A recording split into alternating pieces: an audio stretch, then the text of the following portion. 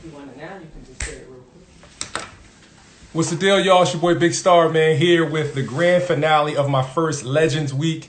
Tonight, we got the legend of all legends, my man Billy Owens, Carlisle legend, Syracuse legend, NBA legend. What better way to end Legends Week, the first Legends Week, with a legend, man. So I appreciate everybody that's going to be tuned in tonight to watch my man, to listen to my man Billy Owens, a.k.a. Billy Ball, a.k.a. Bill the Chill, tell his story. Tonight's going to be a little bit different. I'm not going to have the whole hour or two, whatever, just to kind of go crazy. We're going to be confined to about 45 minutes, so we're going to get right to it tonight. And I'm definitely going to have the Q&A at the end. So I'm gonna just let Billy Owens lead and tell his story.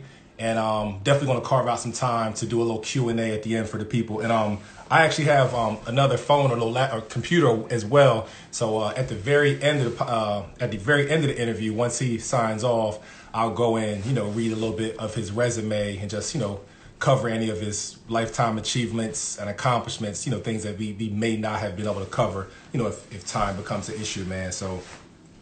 Just want to again thank y'all, man, for tuning in. Everybody that's been enjoying Legends Week so far. Earlier, the first guest we had on for Legends Week was Maurice Howard. Then we had Rashid Brooklynborough on. Then we had Marcus Green. And the last guest we had on, which was legendary, my man Jared Kears, JK from Simon Gratz in West Virginia. Any of the interviews, any of the Legends Week interviews that you guys have missed, and any of the other off the court interviews, go to my YouTube channel, Raw Sports Films on YouTube, and you can watch any of the interviews there. And also make sure, if you're watching this now, if you're not following the page, make sure you follow the Raw Sports Films Instagram page. Follow Big Star Raw Sport on Twitter, and that's pretty much it, man. So we're gonna wait for my man Billy Ball to join us, man, and gonna let the legend speak. You know what? Let me see. Until Billy Owens jumps on, I think I have time to read a few of his accomplishments, and I'll pay attention to the screen as we go along, waiting for his request. Let me see if no, I don't think I've seen him on yet. So career highlights and awards. NBA rookie first team. Consensus first team All-American 1991. Big East Player of the Year 91. I believe that was his junior year at Syracuse. Obviously McDonald's All-American. Third team Parade All-American. In 88, first team Parade All-American. 87, the third team Parade All-American. I don't know, tons of stuff, man. Tons of stuff, man. Lifetime achievements and accomplishments for Billy Owens, man. Here we go. My man Bill the Chill. It's about to go down. I see the family. I see you, Chaz. I see wifey. Appreciate y'all tuning in, man. Supporting the movement. I appreciate y'all family, man. I appreciate it. I got tons of love for y'all, man. Appreciate it. All right, Billy O, you just gotta send me the request, and we're gonna get it started.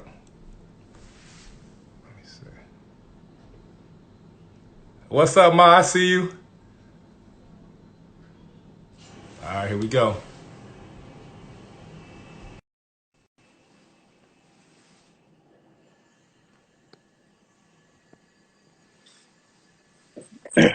My guy, B.O. Hey, what's up, baby? I'm blessed, Playboy. How you doing, man? Oh, man, just trying to stay safe, man. I know that's right. It's been a while, man. It's good seeing you, man. I appreciate your time. And, we've talked about doing this, for a long time. You know what I'm saying? Just sitting down, you allow me to pick your brain. And one thing I want to mention real quick, man, you know how much I love archives. I love the old school, individuals, right. Legends like yourself. That's my passion. I just want to, the reason why I do this is to educate the younger generation and to, make sure people don't forget about individuals like yourself and everything that you gave to the game, man. So thank you so much for all your time, B.O. I appreciate you, man. No problem, man. Anything. You know that. I already know. So we're going to jump right into it. I know, we got some, time may be an issue, but I'm on your time, man. The people tuned in, we're going to rock out. So real quick, we're going to get into a quick game of, it's called 10 random questions. I'm going to just throw 10 random things at you real quick, all right? All right.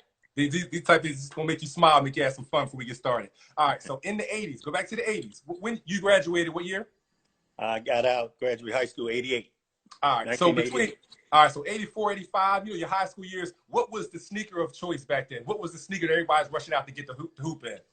I was trying to rock the Adidas. Like high top Adidas, Adidas? yeah, I was rocking Adidas, and that's what I high school wore anyway. So I was rocking Adidas or some Nikes. No doubt.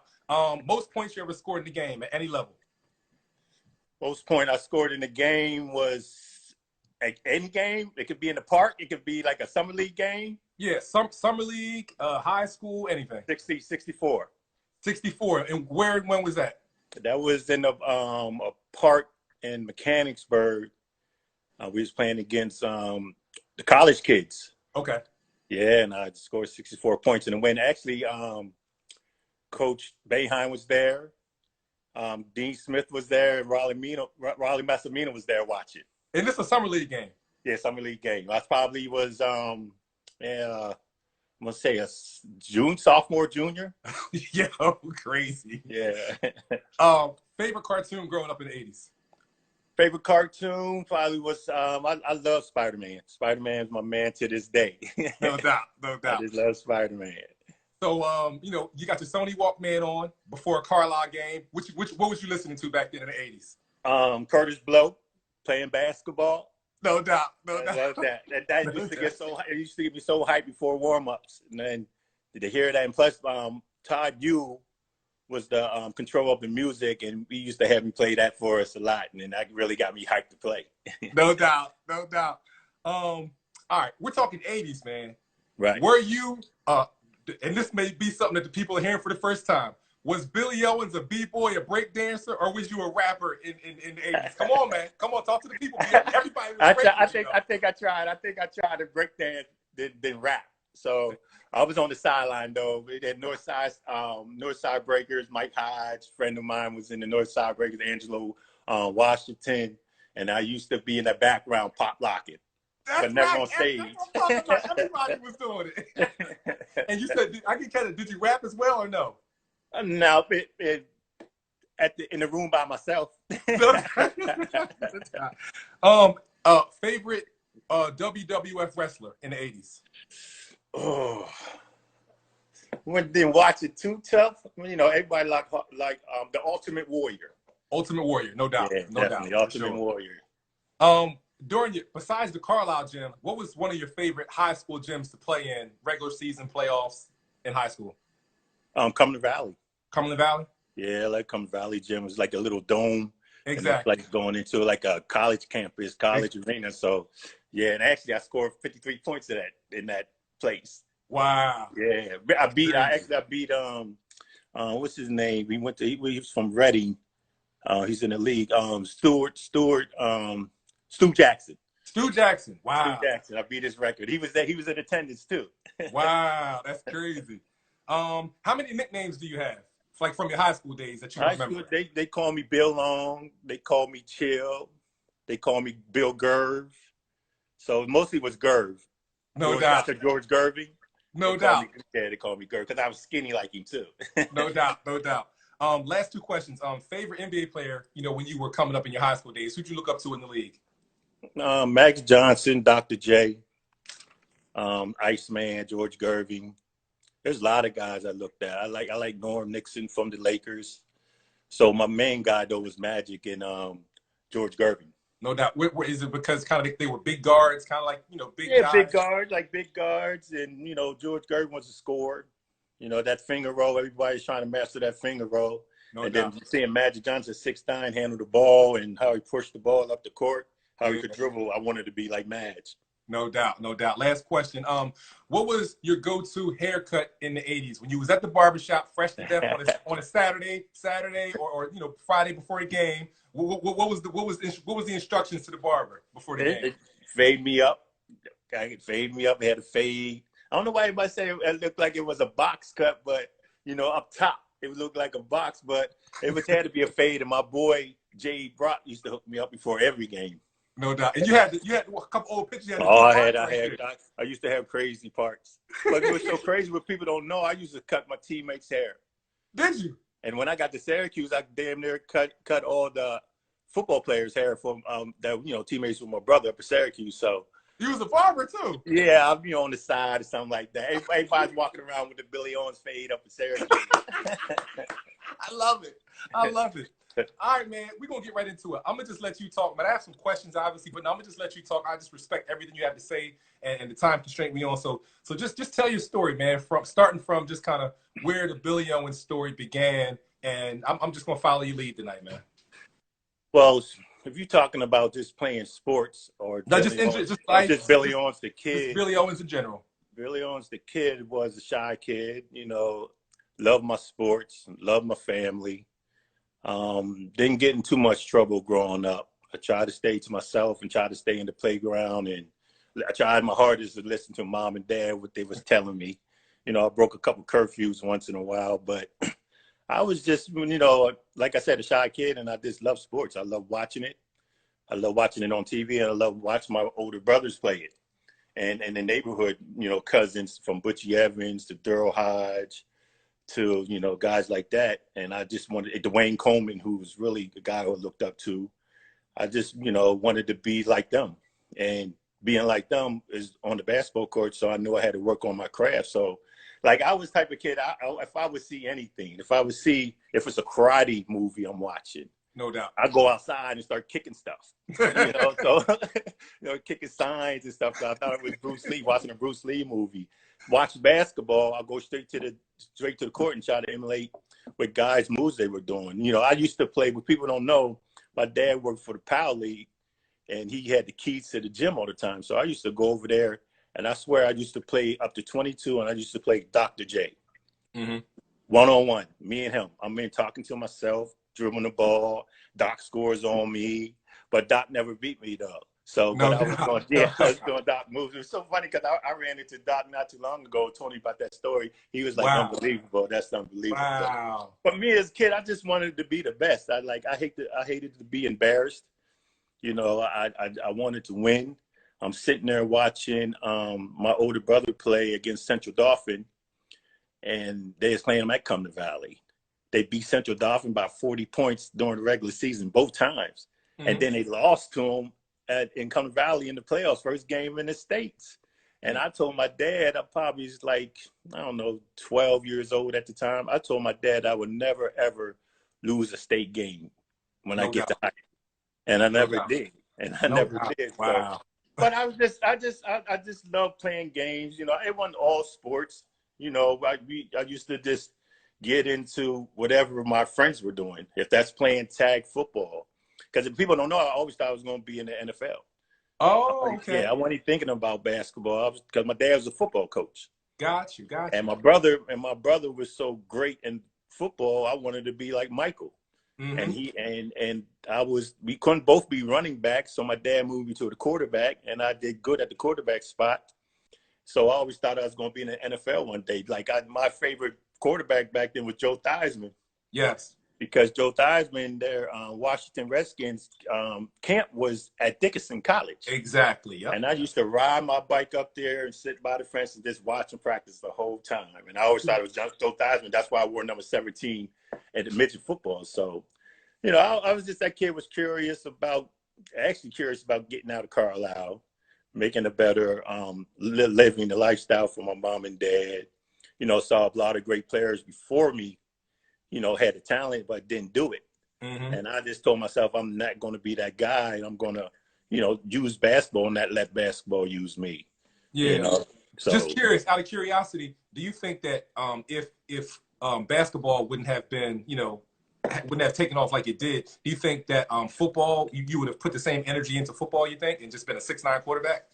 Yeah, but that changed, though. I got hit so hard. I got hit so hard, and they was hitting me in my legs a lot.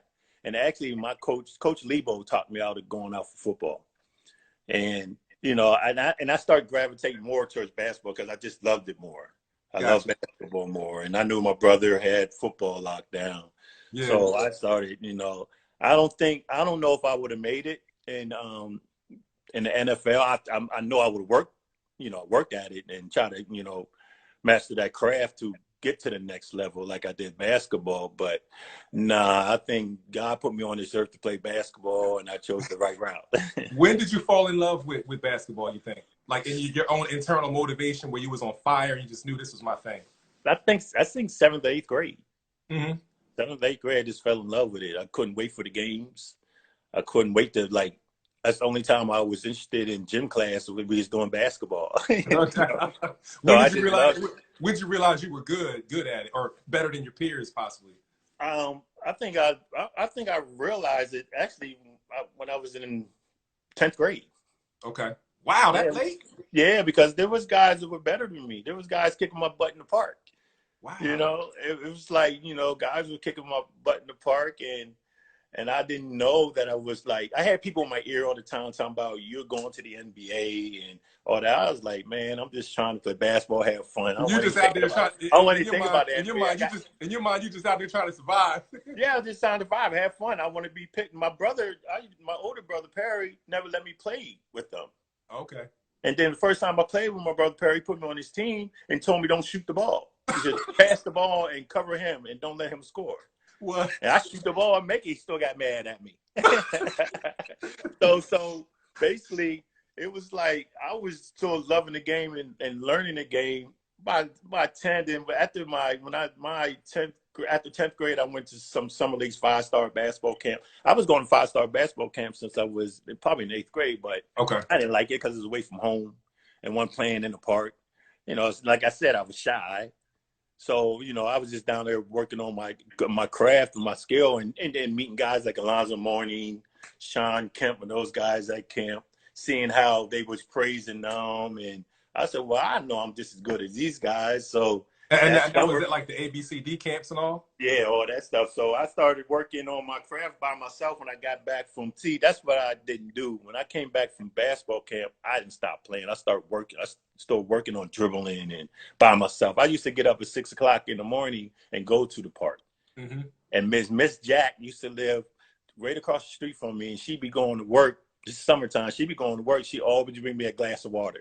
No doubt. That I can always count on you to be out here at this time. And she used to bring me a glass of water. I used to drink it. So I was always working, always talking to myself in my mind that, I'm just as good as these guys. And I started hearing, you're from Carlisle. You don't play nobody. It's a little town. But they couldn't say nothing when I started going to these Nike camps. And they was ranking me #1 in the country. Wow. So you can't say nothing now. Yeah. Like it's beyond a small town thing. We're talking about a national thing. Right. Well, Yeah. all right, so before I definitely want you to talk about more about the camps and all the legendary players you went up against as a youngster there. But real quick, tell me about some of your most memorable summer league memories and playground memories, stuff like that. Some things that kind of stick out. Well, one thing that sticks out is Nike camp. Nike camp was in Princeton. Sean Kemp was there, Marcus Liberty, Lonzo Mourning, all the big boys were there. And my dad, that's why I was getting recognized as 1 or 2 or 3 in the country and stuff like that. And my dad kind of played a trick on me and told me that, they're saying Sean Kemp was way better than you. You can't touch him. So we played at night in front of all the college coaches. It was a big game. Everybody was there. And I'd kept that in my mind that I'm going to go out here and try to smash Sean Kemp. And what grade was that? What grade was you in? That was 11th grade. Okay. Wow. That's going into my senior year. Wow. And then I went out there. I had 45, 16.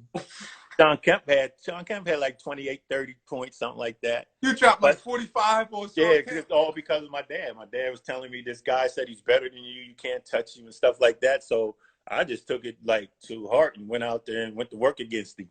So, and then playing in the park, I just remember playing in the park that at one point I couldn't get a shot off. Wow. Because the guys was they was just fouling me. Yeah. They wouldn't let me, and I was skinny. They was just fouling me and fouling bumping me. You around. Yeah. My little bro Marcus Green wants to know, just to put it in perspective, what year are we talking about? Like 80 what? In the park, I say my freshman year, so that had to be 85? 84, 85? 85 or 86 in the park. It just balling, like couldn't get on the court and things like that. But I used to go home.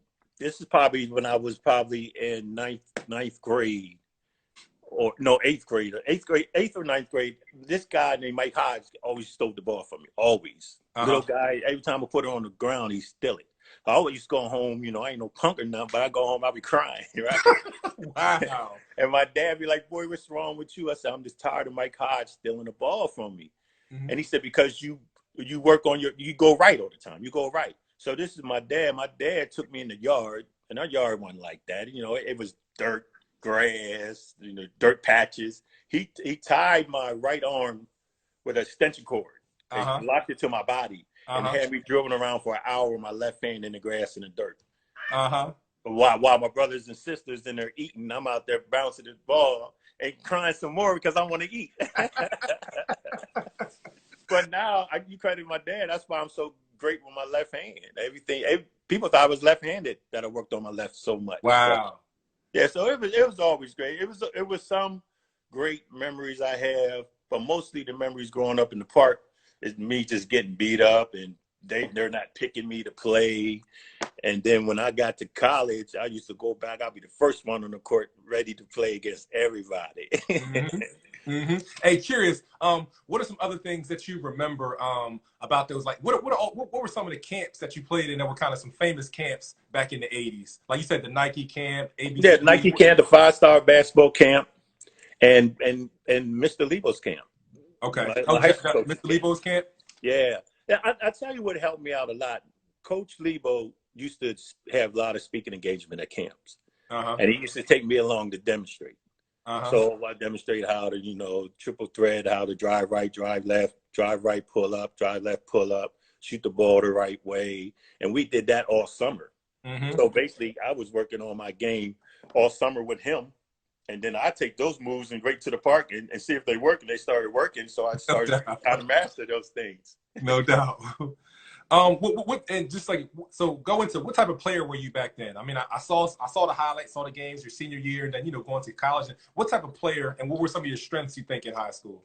My strength is that I ain't want to lose.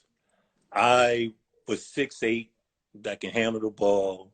I didn't usually try to push the ball up the court because I had a point guard, and back then you get the ball to the point guard, but sometimes you just snatch it and go. So basically, as they say today, not to toot my own horn, I was the problem. That's it. No doubt.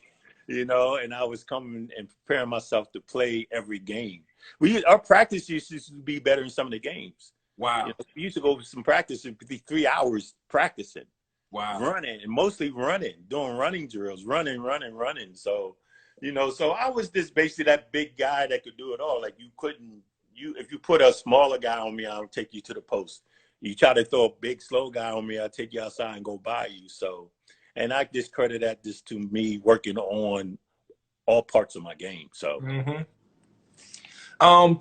now, the transition into your high school years, and also like when did you meet some of your teammates? Like did you come up with Lebo and those guys in the neighborhood, or when did you? Yeah. Carl, you never been to Carlisle, but if you've been to Carlisle, it's small. And we played together. We played pickup game. We went to this place called Bel Air where the rims were low. Okay. And we used to get it in. I mean, it used to be packed.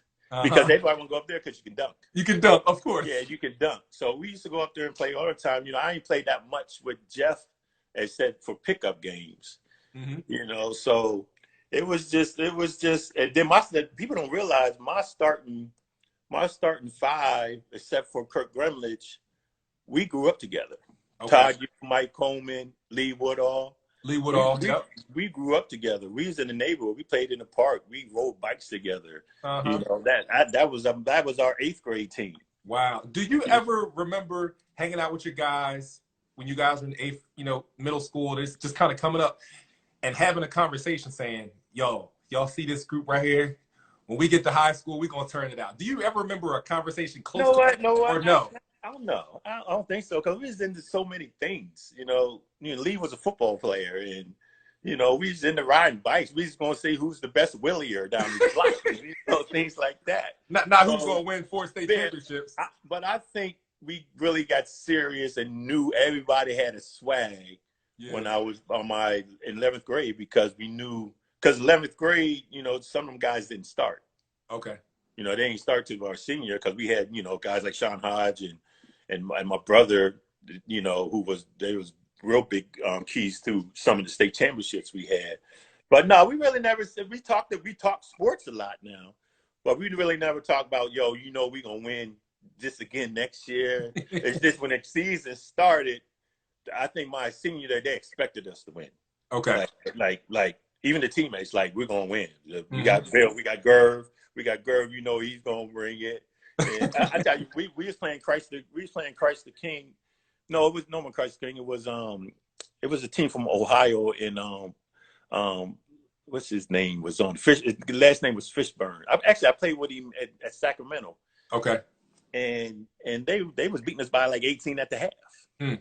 And they lying there crying at halftime. What? Like, and then nowhere so crazy. Coach Lebo didn't know what to say. Okay. He was just straight quiet in the locker room. I'm looking around like, I said, yo, we ain't losing. I said, I got y'all this second half. I got y'all. Just give me the ball and let's go. And we ended up winning by 14. Wow. So what did you do? What type of Billy Owens did you bring? What you do in the second half? I was just being aggressive. I was like everything. Like defense was aggressive. Like I was going to get loose balls. I was knocking people over. Actually, I broke a kid's arm in that game going after a loose ball. So I just wanted it. And Mike Coleman was like, yo, I don't know what happened, but your eyes was just straight red, and you was like, you weren't gonna let us lose. So. Well, all right. So sum up. Give me a nice, good synopsis of your high school career from 9th through 12th grade. Let the people know, what they missed in the '80s, man, because that was a very special time for you guys. Well, they missed great basketball. They made great basketball, a great team, great coaches, great fans. They missed every Tuesday. I think basketball was Tuesday and Friday night. Tuesdays and Fridays. Yep. Yeah, they missed the Herd, Carlisle Thunder and Herd. We was putting on the show every time out, and the rivalries against Harrisburg was great, and you couldn't really get a ticket for those games. They had to put extra bleachers in there for the Harrisburg game. So, but they dismissed Carlisle basketball at its finest, and we weren't going to lose. They expected to win everything, and we weren't going to lose. If you missed it, you missed a great show, great atmosphere in Carlisle. Everybody loved Carlisle basketball, Carlisle sports. We can go anywhere. If you was an athlete, you can go anywhere, get free food, anywhere, any restaurant. So if you missed the Carlisle from my 9th grade to 12th in the 80s period, you missed seeing great basketball. Yeah, just curious. That's the question I had. I'm always curious about that. Were you guys considered kind of like rock stars in Carlisle? Like how were you received when you went to the grocery store, at the mall, pizza shop? I'll give you a quick story. Me and my point guard. You there? You hear me? It's breaking up a little bit. Can you hear me? Yeah. I can hear you. Yeah, I hear you. I got you. Me and my point guard, Mike Coleman, went to the movies. And some little kids spotted me. The whole time, I couldn't even watch the movie. The whole time they want autographs. And all of a sudden, more kids were coming in. People that weren't even watching, sitting down watching that movie, there was other kids coming in talking about, he's over there.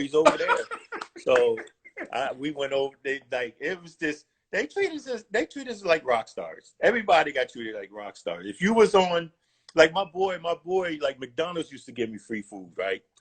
So the guys that, my boys, they used to say, yo, let's go to McDonald's so we can get some free food. And I used to take them up there and get free food all the time. So we definitely was treated like rock stars.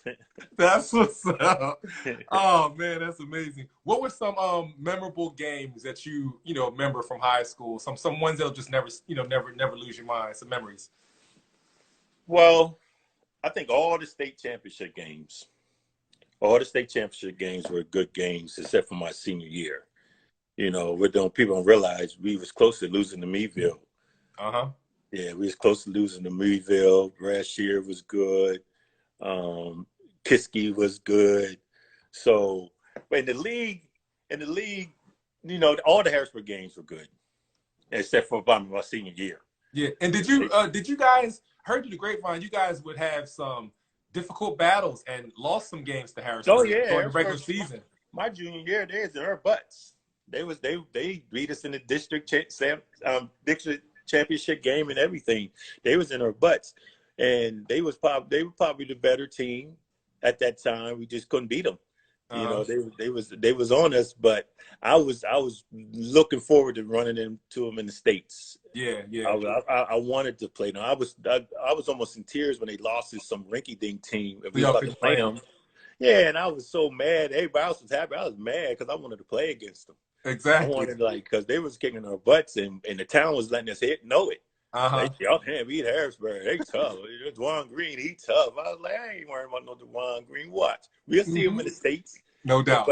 But they lost to a rinky-dink team, and a team that we ended up beating by 35.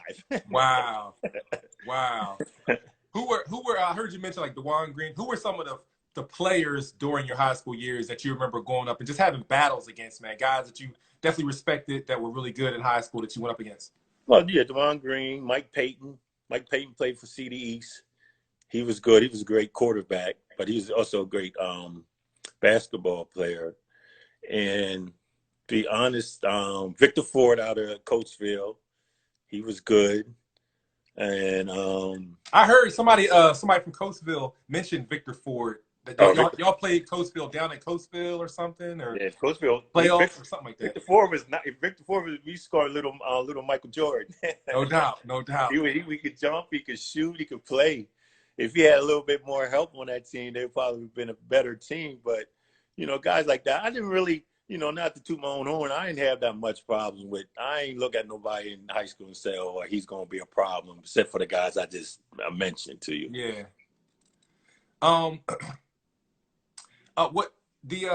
Curious, was AAU, you didn't mention AAU. Was AAU a big thing back then, or AAU wasn't? Nah, that wasn't a big thing back then. That's why we had the Nike camps. That's why we was doing all the camps and stuff like that. It really wasn't big back then. I played one AAU game. I came down to Philly in the Sunny Hill, if you want to call that an AAU. But I would never go down there because I just didn't want to. I didn't think I had to travel that far to play basketball. Yeah. Oh, so you had some. I played one game. In the Sunny Hill. Oh, one game at the Sunny Hill League. I played one game because my dad kind of said, "You want to go play some ball?" And I said, "Yeah, you play some ball. We go play some ball." So I jumped in the car. Then all of a sudden, he's going through the turnpike. I'm like, "Where are we going?" He took me all the way down here to Philly. Was it down at McDonald Hall then, or somewhere else? Yeah, I think it was one of those college campuses. I wasn't paying attention. I was a young boy. I was kind of mad that we was going that far to play. I said, "Dad, I could just play in the park." He was like, "No, we won't go down. Just play one game. Just go play one game." And then on my team was Bobby Martin. He played at Pitt.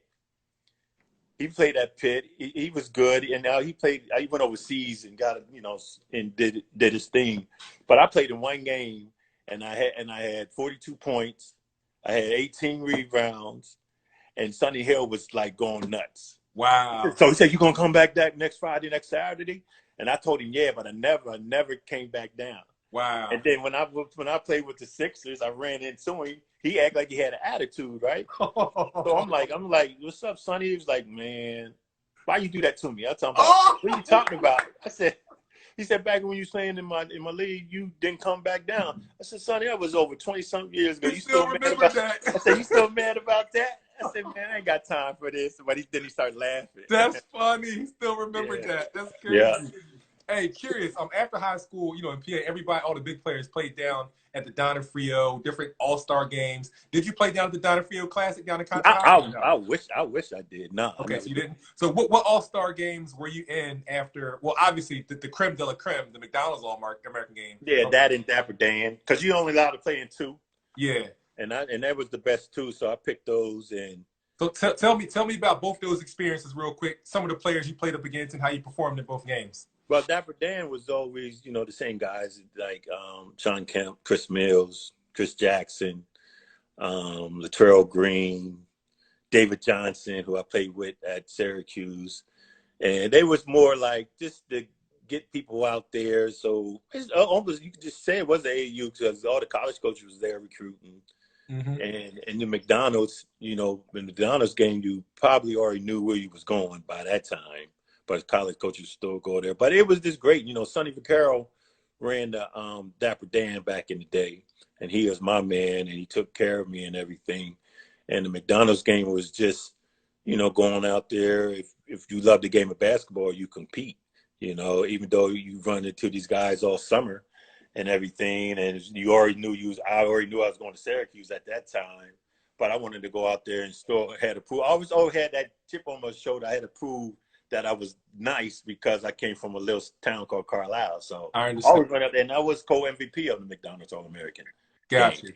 Yeah. I appreciate you mentioning that. Did you talk a glimpse more about that? Like, okay, you coming from Carlisle, but then you're at the McDonald's All-American game. This guy's from Christ the King. This guy's from just bigger schools.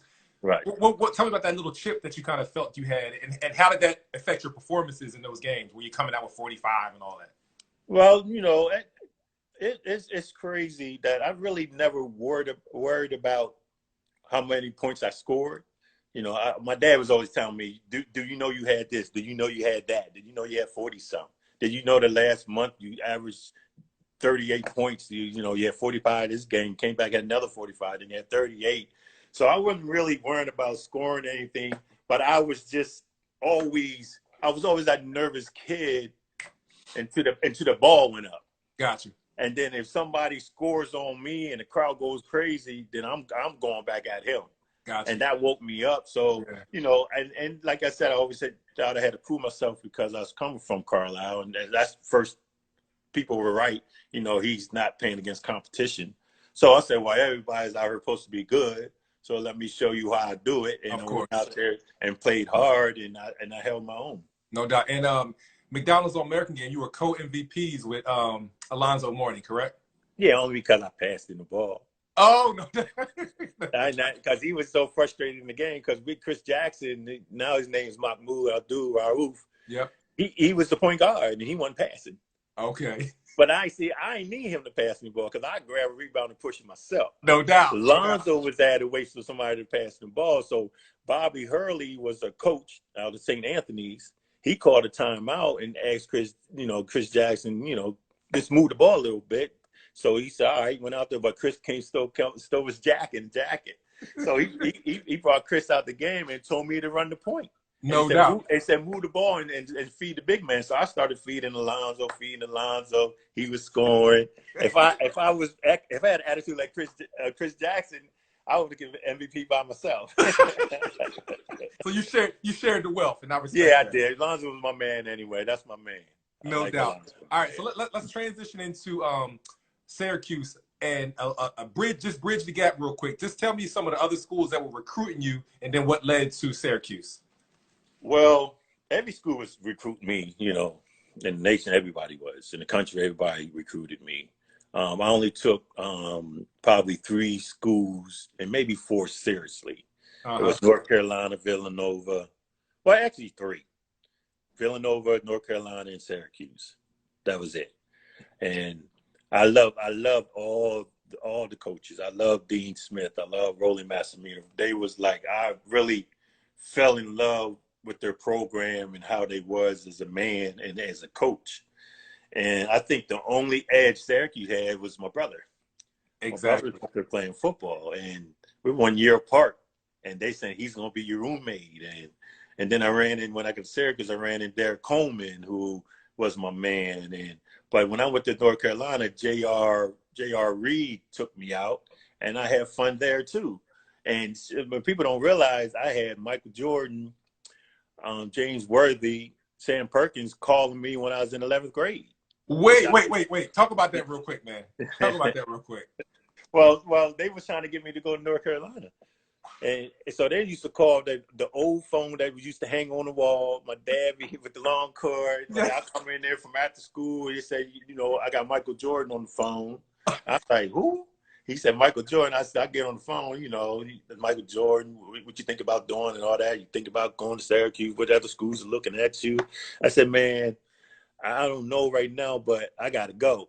Because it was nice out and they was playing in the park. I didn't want to miss the game. So you got MJ on the phone, and it was more important to get out and go hoop. Yeah. I said, here, just talk to my dad like that.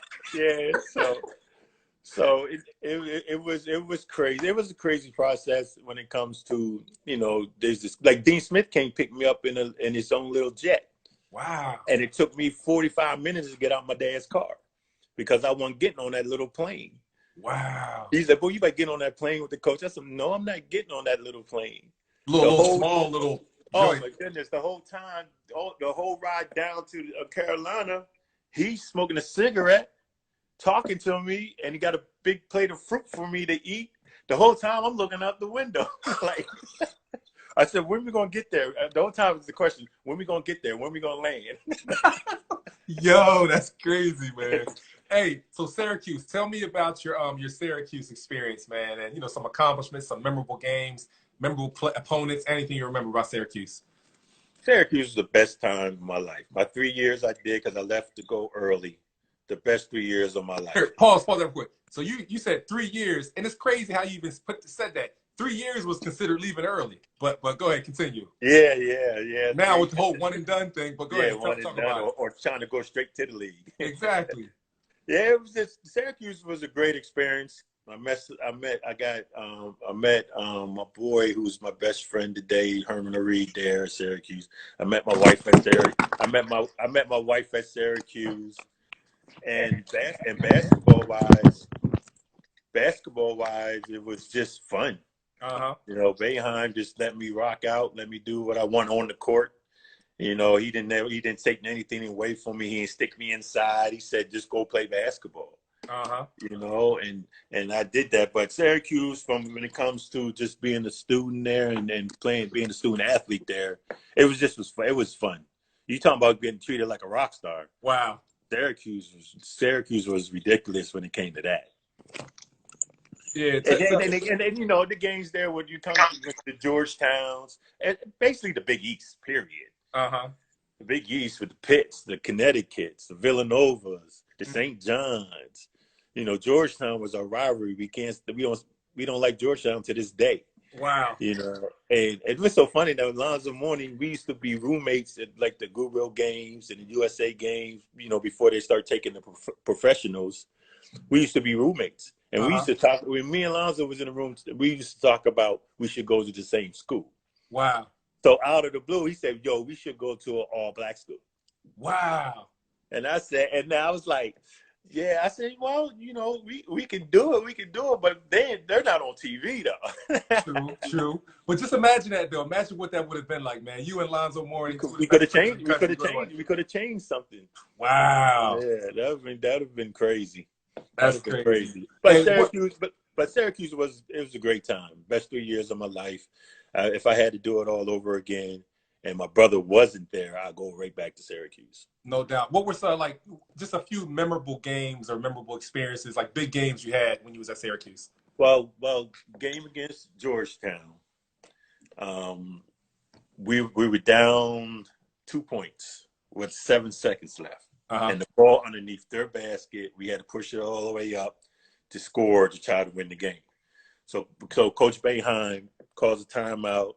He wants the ball in my hands. So he ran me a little banana cut to get the ball.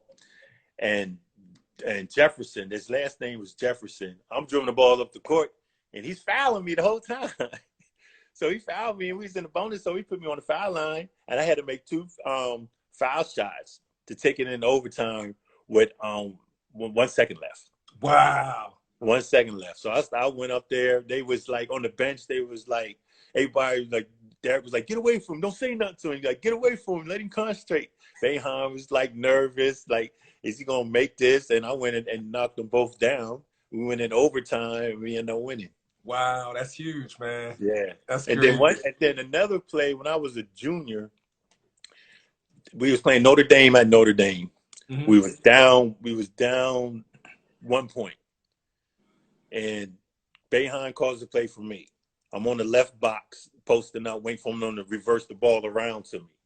Agent Autry, who's the point guard, was a freshman. He decided he wanted to do it on his own. So I'm posting out, waiting for him to bring the ball around. All of a sudden, I see him get ready to drive. I said, no. In my mind, I'm saying, no, he's not. He's really going about to take the ball to the hole. And then he went. So I said, what else did I do? So I tried to get position to rebound, was fighting to get a rebound, and he missed it. The ball came, I got a rebound, and I just threw it back up with my right hand, and it went in, and then we went up by one, and then they tried to play to try to tie the game up or to win the game, and they missed the shot, and we ended up winning. But as soon as I got in the locker room, I cussed Asian out. I was like, that's crazy. So tell me about the whole transition to the NBA and, you know, draft night and what that experience was like for you, and what in your mind said, you know what, my junior year, because you won Big East Player of the Year your junior year, correct? Right. Gotcha. So what were some of the rationale and reasonings where you thought, you know what, it's time for me to go, it's time for me to, you know, transition to the next level, and then what was, you know, draft night, just, you know, then talk about the NBA experience after that. Well, I knew I was ready to go when, you know, like I said, one of my mentors was Sonny Vaccaro, and he was well connected when, you know, with the NBA scouts and things like that. And he told me that you're going 1, 2, or 3. Okay. And he said, then you got to think about it. If you come out next year, you're going to either go 2 or 3 because Shaq came out. Gotcha. And you know he's going number 1. Mm-hmm. And the only thing I regret for leaving early, that I went out on a real sour note. We lost the first game to Richmond Spiders. It was like 15 beating the 2 or something like that. Gotcha. And we lost. So, and that's one of the reasons why I really wanted to come back. But I just had to sit down with family and really think about it. You know, every kid's goal is to go to college to better their future. Uh-huh. And it couldn't get no better than that for me. Yeah. You know, some kids, if they didn't have to go to college and somebody give them a corporate job right away, they won't go to college. Mm-hmm. You know what I'm saying? So I was there to better my future, you know, and build friendships. But it was time for me to go. And, you know, I wasn't even thinking about coming out you know, they said I can come out after my freshman year, but I wasn't thinking about that. Wow. You know, they were grown men in the league back then. Exactly. You know, so I just thought it was right that I came out, and then, you know, as I'm at the draft, I got my family with me. But people don't realize, though, since I was in 8th, 9th grade, they was telling me I was getting to the NBA. Okay. And from uncles to friends in Carlisle, and then that's the only thing that really I got tired of. Okay. Got tired of people telling me that. So when I got drafted, it was like a big relief, like, you know, I got the monkey off my back. Yeah.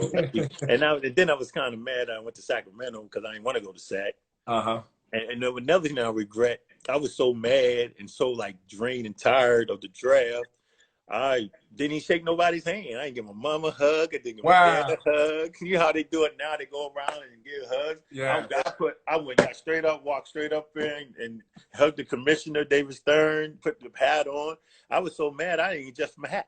The hat, you know how people just fell over. Yeah, it just fell over my head. So, but it was a great experience because I used to, probably in 7th grade, 8th grade, I used to write on my mom's wall, and she used to get mad at me.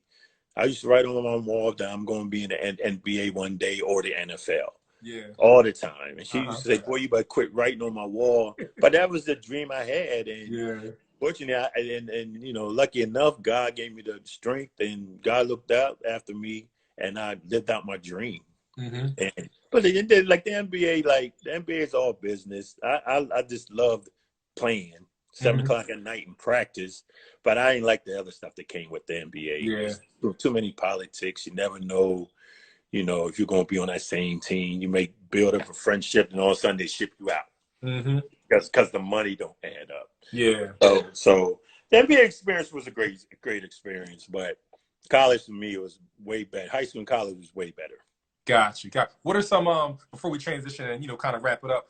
Some memories, memorable games, tough opponents you had in the NBA. Some things you'll never forget about the league.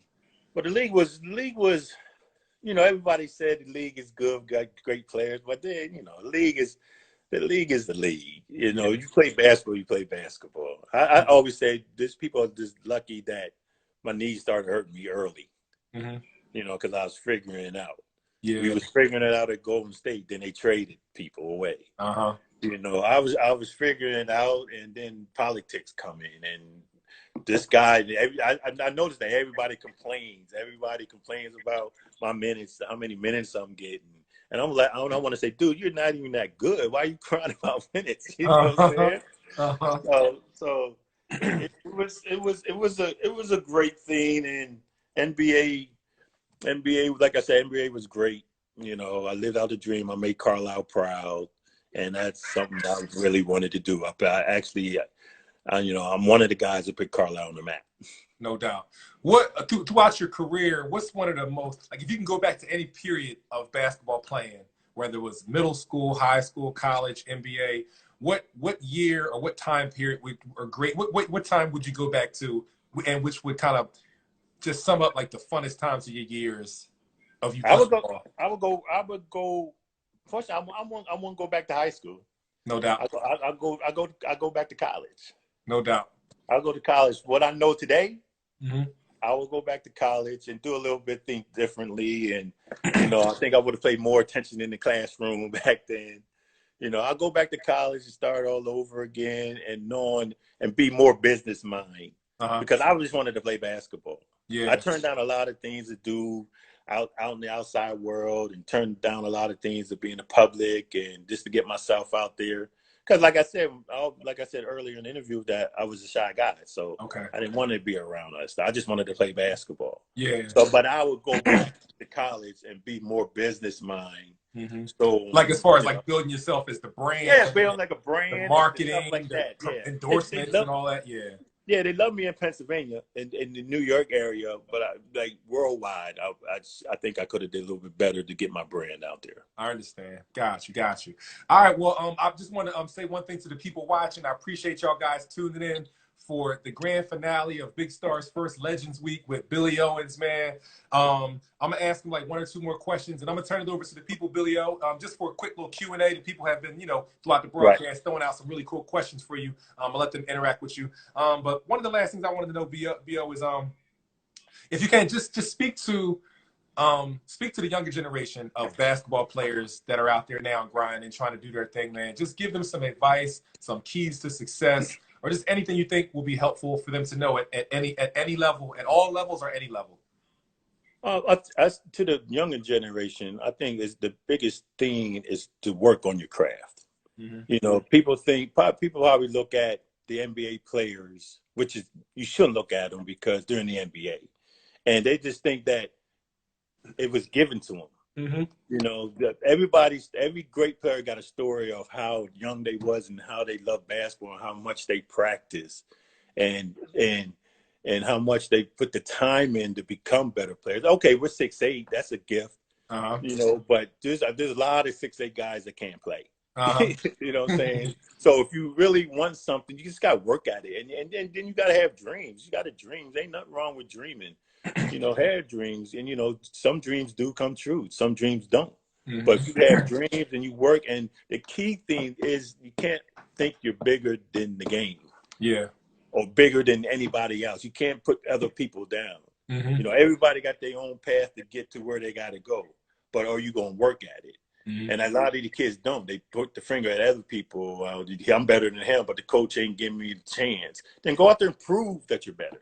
That talk is cheap. Now you got to go out there and prove it. And you got to be a good kid. You got to be a good kid. You can't be one of those, excuse my language, you can't be an asshole. You just can't. You got to be a good kid because, first of all, you got the man upstairs looking at you. Every move you do, you can't get nothing past God. And then you only cheat yourself if you don't go out there and work hard. Yeah. So basically, to the younger generation, if you love whatever you love, you can be a doctor, you can be a lawyer, you can be a librarian, you can be anything, but you got to work at it. That's right. You can't. You just don't think, don't rely on the next person to get you there. Be hungry. This last dance is on. If you don't look at that and see how the Chicago Bulls and see how Michael was driven, that don't get your nerves up and get you hyped to go and to be the best you can be, then maybe it's not for you. Mm-hmm. But then, and to the younger generation, surround yourself around good people. Don't be hanging around the wrong crowd. You got your whole life to live when you're a youngster. Go out there and get it.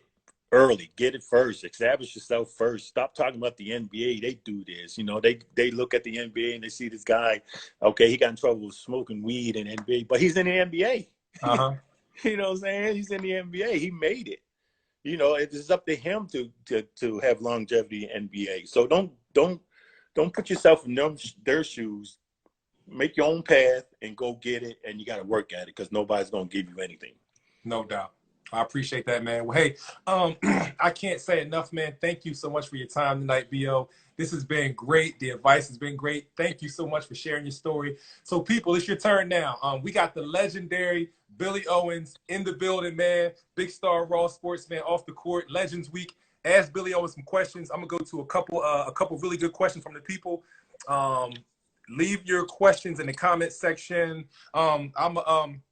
My man J Mac earlier wanted to know, did Lebo play in the park, like play in the playgrounds as well? My man J Mac wanted to know. Nah. If he did, he probably had a little bit more flash to his game. He was nice. Yeah. Jeff was nice.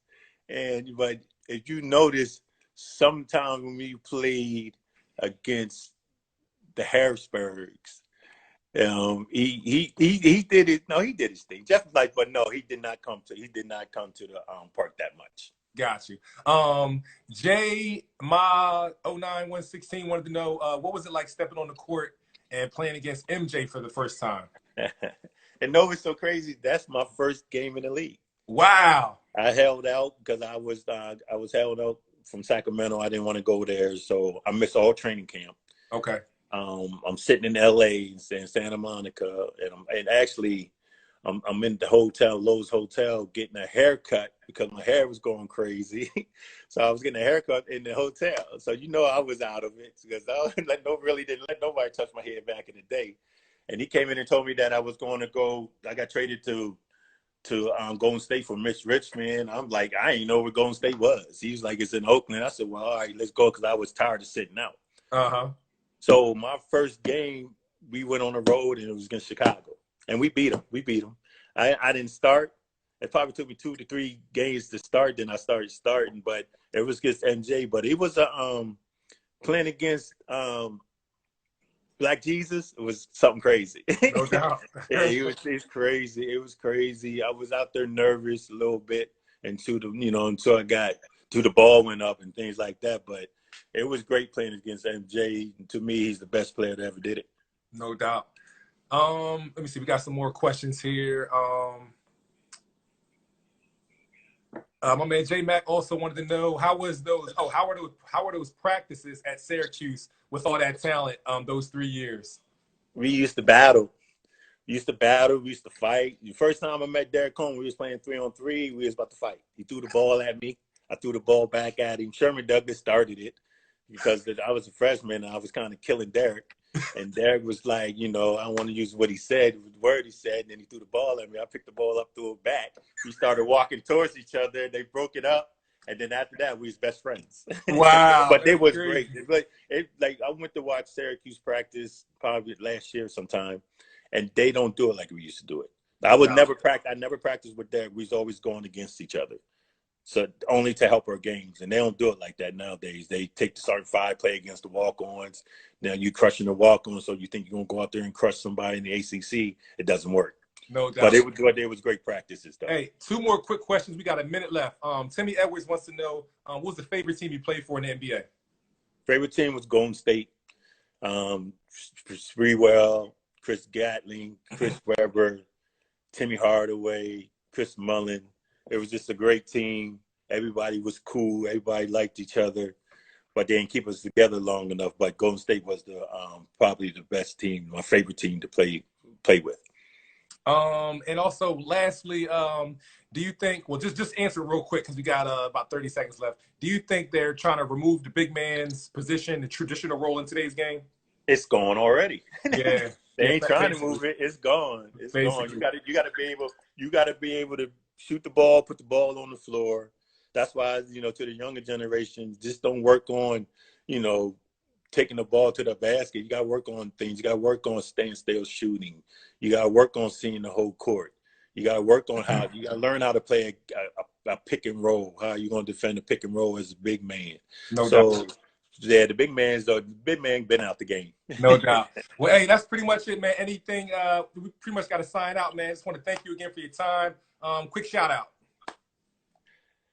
I want to give a shout out to all my youngsters out there trying to do it, man. We got 5 seconds. I got. That's it. All right.